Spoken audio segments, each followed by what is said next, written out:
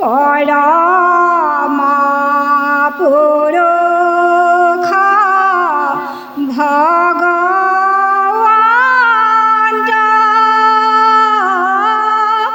নাহি পূৰ্বাপৰ য়াদি অন্ত তুমি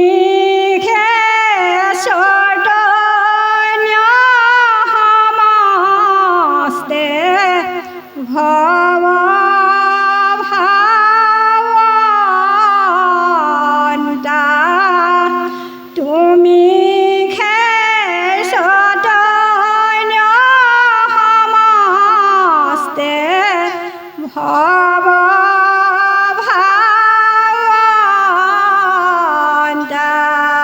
কৃষ্ণ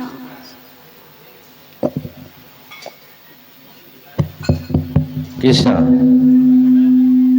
এতিয়া বিচাৰটো আমাক দিলে সেই কৃষ্ণই বিষ্ণু, বিষ্ণুৱে নাৰায়ণ। আগৰজনৰ ঘোষাই আমাক সংশয়তাই দূৰ কৰিলে, কিন্তু বৈষ্ণৱ মাৰ্গত ভাৰতবৰ্ষত কিন্তু এতিয়াও একত্ৰীকৰণ হোৱা নাই। আমাৰ গুৰুজনে আমাক একত্ৰীকৰণ কৰি দিলে। সেই কৃষ্ণই বিষ্ণু, এই লাষ্টত কৃষ্ণ একদেৱৰ দুখুৱাহী বুলি ক'লে বিষ্ণু বুলি কৈ দিলে, একত্ৰীকৰণ কৰিলে। আৰু নাৰায়ণ ভাৰতবৰ্ষত এতিয়া আমি বহু জেগাত চাইছোঁ, তেওঁলোকে নাৰায়ণ হ'ল, কৃষ্ণ হ'ল নাৰায়ণৰ পুত্ৰ এনেকৈ দেখাব, বিষ্ণু হ'ল আমুকৰ পুত্ৰ। এতিয়াও আমাৰ বৈষ্ণৱ মাৰ্গত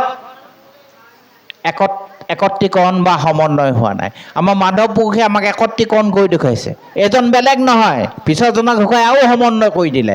কৃষ্ণই বিষ্ণু, বিষ্ণুৱে নাৰায়ণ। পিছৰজনক ঘোষাই আমাক ক্লিয়াৰিফিকেশ্যন দিছে। চাব দেই, আমাক কেনেকৈ ধৰ্মটো মাধৱ পুৰুষে আমাক কেনেকৈ এটা পৰ্যায়ক্ৰমে আমাক আগুৱাই নিবলৈ বিচাৰিছে। আমাৰ বিবেকে যাতে অকণমান গণ্ডগোল নহয়, বিপাঙত নপৰোঁ, তাৰ কাৰণে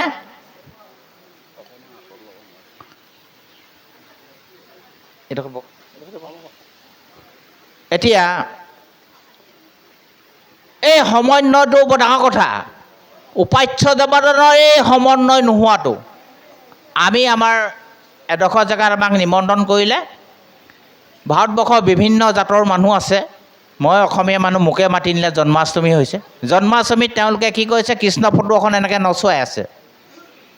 কথা ওলালে নাৰায়ণৰ পুতেক, নহয়নে বাৰু?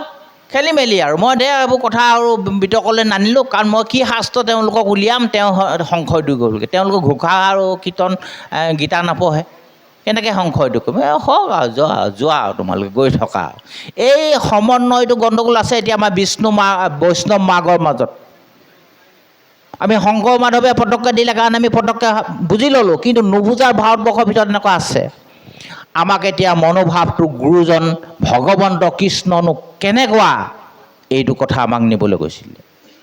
ভগৱান কৃষ্ণ জন্ম আগতে ভগৱন্তক ব্ৰহ্ম বুলি কৈছিল, কিন্তু ভগৱন্তক বেদে কি বুলি কৈছে, বেদান্ত কি বুলি কৈছে, ব্ৰহ্ম। সেই ব্ৰহ্ম কেনেকুৱা? নমস্কাৰ কৰিছে, তেওঁ সদায় আছে, তেওঁ সদায় নিৰ্মল। তেওঁ কেনেকুৱা? নিত্য, সমস্ততে বিৰাজমান আছে। তেওঁ কেনেকুৱা? নিৰঞ্জন, তেওঁ নিৰ্মল নাৰায়ণ, নহয়নে বাৰু? তেওঁ এই নাৰায়ণ আৰু তেওঁ এই শিৱ সনাতন। চাব, ব্যাখ্যা কৰোঁতে কেতিয়াবা ক'ৰবালৈ লৈ যায়গৈ। শিৱ মানে শব্দটোৰ অৰ্থ মংগলময়। শিৱ অৰ্থটো আমাৰ এইজনা ঘোষাই আকৌ কেতিয়াবা অলপ অপব্যাখ্যা হৈ শিৱক ভৰাই দিলে নহয়।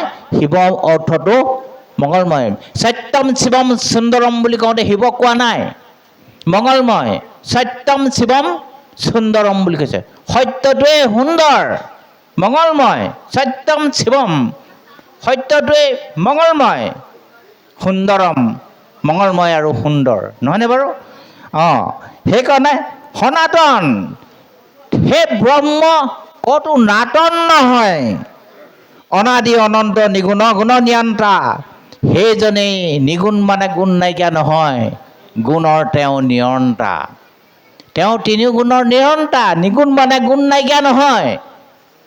নিগুণ মানে গুণ আছে আৰু গুণবিলাক তেওঁ নিয়ন্তা। সেইজনে কোন? পৰম পুৰুষ ভগৱন্ত। সেইজন পুৰুষে ভগৱন্ত, বেলেগ নহয়। ভগৱন্ত মানে কি? ভ মানে ভূমি, গ মানে গগন আকাশ, ৱা মানে বায়ু, ৱা মানে বায়ু, অ মানে অগ্নি, ৱা মানে অগ্নি, নহয়নে বাৰু? গ মানে গগন ক'লোঁ, ন মানে নি মানে পানী, ভগৱান, নহয়নে বাৰু? ৱা মানে বায়ু, মানে মাটি পানী বায়ু। আমি ভগৱান শব্দটোৰ অৰ্থটো মাটি পানী বায়ু, এই পঞ্চভূত য'ত আছে তাতে তেওঁ বিৰাজমান আছে, ভগৱান, নহয়নে বাৰু? নাহি পূৰ্বাপৰ আদি অন্ত, তাকেই আমি ক্ষুদ্ৰ মগজে আমি পাৰাপাৰ নাপাওঁ। নাহি পূৰ্বাপৰ, আগতে যে তেওঁ আছিল, এতিয়া যে আছে, ভৱিষ্যতে যে তেওঁ, এইখিনি আমি ক্ষুদ্ৰ মগজে আমি ঢুকি নাপাওঁ। যেনেকৈ সাগৰৰ পাৰত এটি পৰুৱাই যদি থিয় হৈ ইপাৰলৈ কিমান দূৰ যদি জুখিবলৈ কয়, সি যেনেকৈ জুখিব পৰা ব্যৱস্থাটোত নাই, আমাৰ ক্ষুদ্ৰ বিবেকে তেওঁ সেই অনন্ত কোটি ব্ৰহ্মাণ্ড গৰাকীজনক আমি জুখিব পৰা ব্যৱস্থাটো নাই। আৰু তুমিহে চৈতন্য সমস্ত ভৱ ভগৱন্তা, সমস্তখন জড় তেওঁৱে চৈতন্য, তেওঁ ভৱ ভাৱন্তা, তেওঁৱে ভৱ ভাৱন্তা, ভাৱন্তা তেওঁৱে আচলজন। সেই ভূপেন হাজৰিকা ক'ব নিচিনা, ৰাইজ আমি ভাৱৰীয়া। আৰু নাটঘৰখনত আমি নাট কৰি আছোঁ। যে ৱৰ্ল্ড এজন ডাঙৰ বক্তাই কৈছিল, ডাঙৰ এজন মনীষীয়ে কৈছিল, কি বুলি কৈছিলে? ৱৰ্ল্ড ইজ ষ্টেজ, পৃথিৱীখন এটা stage, human life is drama, মানুহৰ জীৱনটো একোটা এটা ড্ৰামা, মেন ইজ এক্টৰ, মানুহখিনি হৈছে এক্টৰ, গড ইজ ডাইৰেক্টৰ, ভগৱান হৈছে ডাইৰেক্টৰ। কথাটো বুজিব পৰা গৈছেনে? ভৱ ভাৱন্তা, ভৱ ভাৱন্তা তেওঁ, এই ভাওখন তেওঁৱে কৰি আছে সমস্ত, আমি কৰা নাই নহয়। অৰ্জুনৰ যুদ্ধখন আগতে হৈ আছে বুলি কৈছে, যুদ্ধখন আগতে তেওঁ চলাই ল'লে, কৰি ল'লে, পিছৰখিনি এনেই বেশিষ্ট এটা দেখুৱাই দিছে। এইটোৱে হৈছে ভৱ ভাৱন্তা। আৰু সেইজনৰ আমি কি হ'ব? তেওঁ নাটন নাই, অনন্ত কোটি অনাদি আদি নাই। তেওঁ অৰ্জুনক কৈছে, হে অৰ্জুন, অৰ্জুন, অনন্ত গোটি ব্ৰহ্মাণ্ডখন, গ্ৰহ নক্ষত্ৰ সূৰ্য শশী সমস্ততে মোৰ গাতেই বিৰাজমান হৈ আছে। আৰু সেইকাৰণে গীতাত তেওঁ কৈছে, কি বুলি কৈছে? যে সূত্ৰত মণিকাজন গাণ্ঠিয়া আছয়, সূতাত যেনেকৈ মণিবিলাক গাঁঠি থোৱা আছে, সূত্ৰত মণিকজন গাণ্ঠিয়া আছয়, ময়ো সেইমতে আছোঁ নহয়, ময়ো সংসাৰখনত এনেকৈয়ে আছোঁ। কেনেকৈ?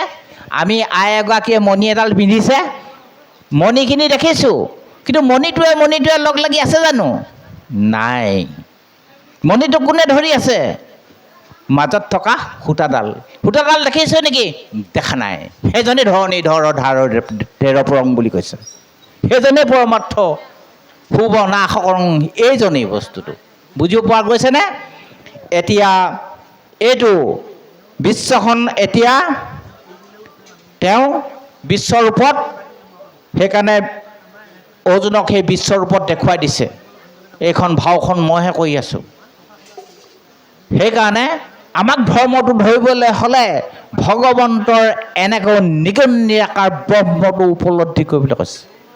উপলব্ধি নকৰিলে আমি ধৰ্ম পদক্ষেপ আগবঢ়াব নোৱাৰিম। 1 নম্বৰ, এক ঈশ্বৰবাদ, ভগৱান কৃষ্ণ, বিষ্ণু আৰু নাৰায়ণ এক সমন্বয় স্থাপন।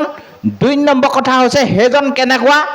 আমাৰ ক্ষুদ্ৰ মগজৰ পৰা, ক্ষুদ্ৰ এই পৰিসীমাটোৰ পৰা, নাটটোৰ পৰা বিশাল সাগৰলৈ আমাক মনটো দাঙি নিছে।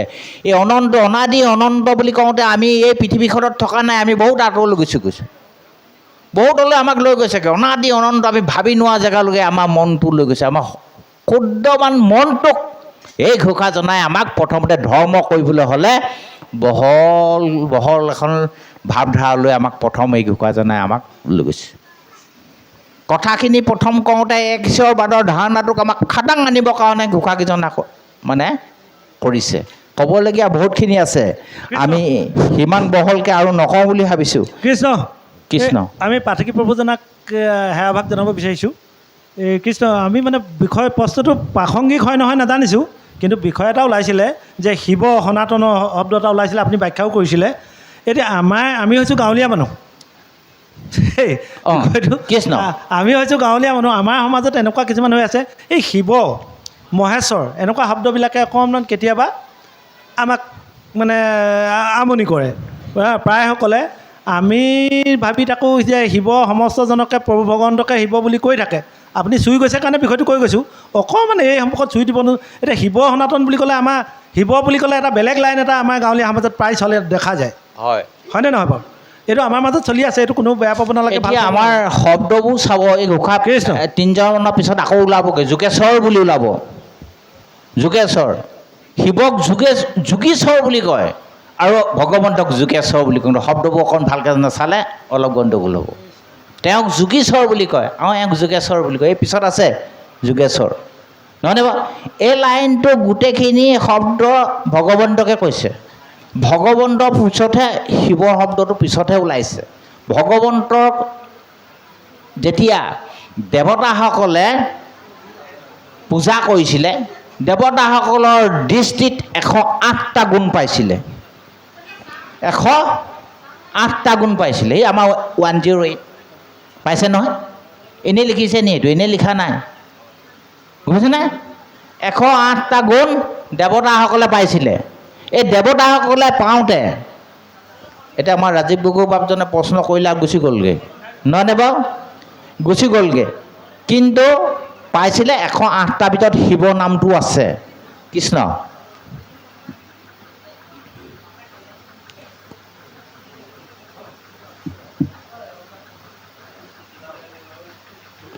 চাৰক এতিয়া 108টা নাম পাইছিলে 108 নামটো দেৱতাসকলে শিৱটোও পাইছিলে এইবোৰ যে শব্দবোৰ পাইছিলে দেৱতাসকলে পাইছিলে 108টা সেইকাৰণে 108 নামেৰে তেওঁলোকে পূজা কৰিছিলে নহয়নে বাৰু আকৌ শিৱ ডিঙিটো 108টা মুণ্ড আছে আকৌ সেইবোৰ হেনো পাৰ্বতী পূৰ্বজন্ম পাৰ্বতীক ইমানেই ভাল পায় পূৰ্বজন্মৰ মুণ্ডবোৰ ডিঙিত পিন্ধি আছিলে নহয়নে বাৰু এইটো এই প্ৰশ্নটো কোৱাৰ কাৰণে আমি আকৌ ঘূৰি আহিলোঁ আইগৰাকীয়ে নেক্সট ইজনালৈ অকণমান আগবাঢ়ি দিয়ক কৃষ্ণ প্ৰভুজনৰ পৰা অকণমান আমি সময় ল'ব বিচাৰিছোঁ আমাৰ শ্ৰদ্ধাৰ